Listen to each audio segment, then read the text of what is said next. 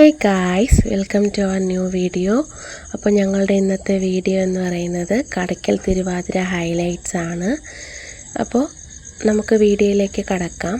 കടയ്ക്കൽ തിരുവാതിരയെ പറ്റി പറയുകയാണെങ്കിൽ കൊല്ലം ജില്ലയിൽ സ്ഥിതി ചെയ്യുന്ന ഏറ്റവും പ്രശസ്തമായൊരു ദേവീക്ഷേത്രമാണ് കടയ്ക്കൽ ദേവീക്ഷേത്രം. അവിടുത്തെ പ്രശസ്തമായ ഒരു ഉത്സവമാണ് കടയ്ക്കൽ തിരുവാതിര.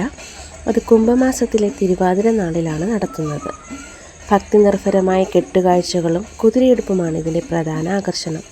ദേവിക്ക് മുമ്പിൽ ഭക്തർ അർപ്പിക്കുന്ന വലിയ കെട്ടുതേരുകളും കടയ്ക്കൽ അമ്മ എന്ന സങ്കല്പവും പ്രസിദ്ധമാണ്. അപ്പോൾ നമുക്ക് കടയ്ക്കൽ തിരുവാതിരയുടെ ദൃശ്യങ്ങളിലേക്ക് കടന്നു ചെന്നാലോ?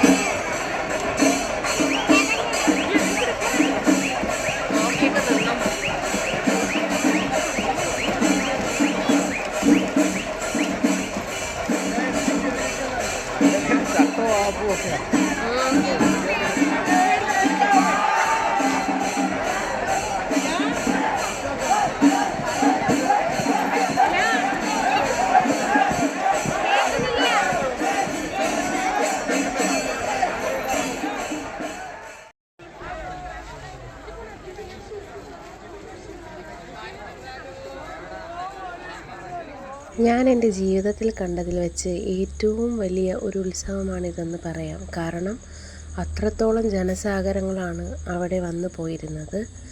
അത് കഴിഞ്ഞ് ഞങ്ങൾ കടയിൽ കയറി കുറച്ച് പാനിപൂരിയൊക്കെ ഒന്ന് ടെസ്റ്റ് ചെയ്ത് നോക്കി എങ്ങനെ ഉണ്ടെന്ന്. പക്ഷേ വലിയ രസമില്ലായിരുന്നു.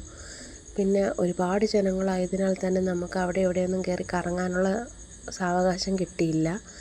കാര്യം കൊച്ചു കുഞ്ഞുങ്ങളെയും കൊണ്ടൊക്കെ പോകുന്ന ആയതുകൊണ്ട് തന്നെ ആരുടെ ഇടയിൽ പെട്ടാലും തിരിച്ചവരെ കിട്ടത്തില്ല. ആ ഒരു സ്ഥിതിയായിരുന്നു. അതുകൊണ്ട് വലിയ സാഹസത്തിന് മുതിരാനോ ദേവീക്ഷേത്രത്തിനകത്തേക്ക് കടക്കാനോ ഒന്നും ഞങ്ങൾ ശ്രമിച്ചില്ല. കുറച്ച് പാനിപൂരിയൊക്കെ വാങ്ങി കഴിച്ചിട്ട് പിന്നെ ഞങ്ങൾ തിരിച്ച് വീട്ടിലേക്ക് മടങ്ങാമെന്ന് വിചാരിച്ചു. മിന്നൂസിന് കൊടുത്തപ്പോൾ അത് ഇഷ്ടപ്പെട്ടു, പക്ഷേ പാറൂസിന് അതൊന്നും വേണ്ടാന്ന് പറഞ്ഞു. അവർ കഴിച്ചില്ല.